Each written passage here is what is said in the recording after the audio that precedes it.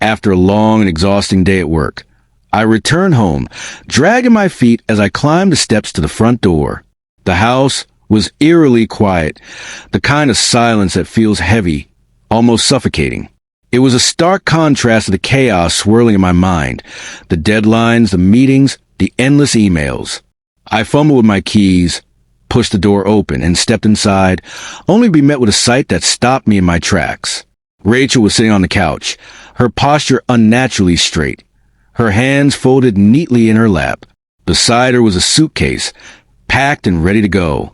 The sight of it sent a chill down my spine. My heart began to race as I took in scene, my mind struggling to make sense of it.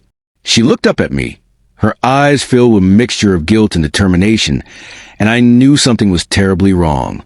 "I'm leaving," she said, her voice steady but tinged with emotion. "I'm going to Italy. With Mark." The words hit me like a punch to the gut. Mark. Her boss. The man I'd heard her mention in passing. The one who always seemed to be around. Always offering to help her with projects. Always finding reasons to stay late at the office. I had brushed it off, told myself I was being paranoid, but now the truth was staring me in the face. She was leaving me for him. I felt a surge of emotions, shock, hurt, betrayal, anger, all swirling together in a toxic mix. My hands clenched into fists at my sides, but I forced myself to stay calm. I took a deep breath, trying to steady my racing heart, and asked her to explain. She told me about how Mark had been attentive, how he made her feel wanted in ways I hadn't in a long time. She spoke of the excitement of a new adventure, the allure of Italy, the chance to start over. Her words cut deep, each one a reminder of how far we had drifted apart.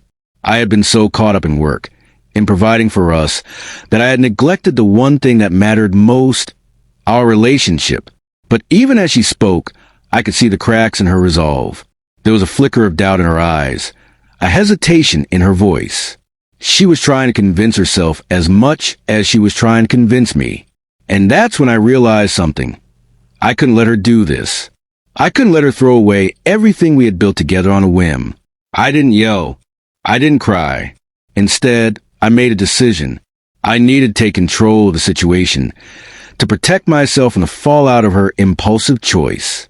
The next morning, while she was still asleep, I quietly froze our joint accounts.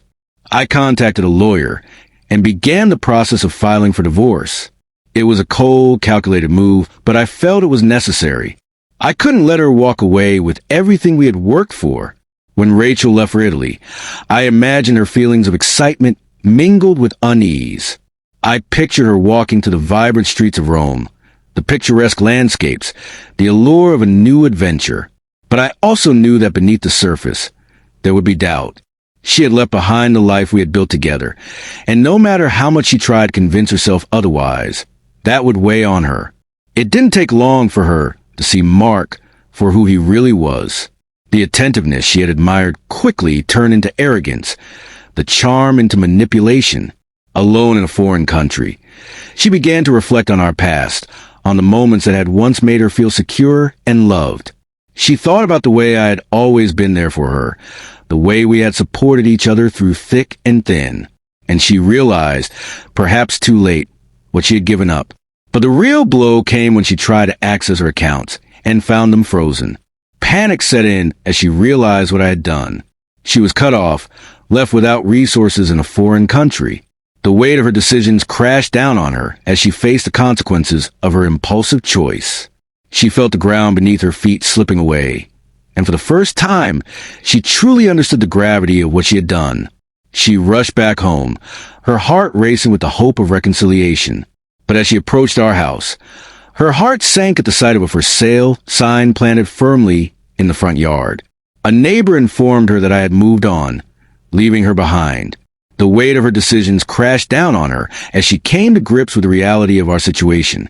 Without the legal bond of marriage, she had no claim to the life we had built together. In that moment, everything she thought she had slipped through her fingers.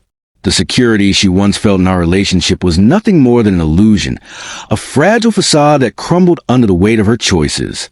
The emotional collapse was overwhelming as Rachel realized the full extent of her actions. leaving her to grapple with the painful consequences and the harsh truth of her new reality. As for me, I had already begun to rebuild my life. It wasn't easy. There were nights when the silence of the house felt unbearable, days when the weight of what had happened threatened to crush me. But I had made my choice, just as Rachel had made hers. And in the end, I knew that I had done what was necessary to protect myself, to move forward, and to find a new sense of peace.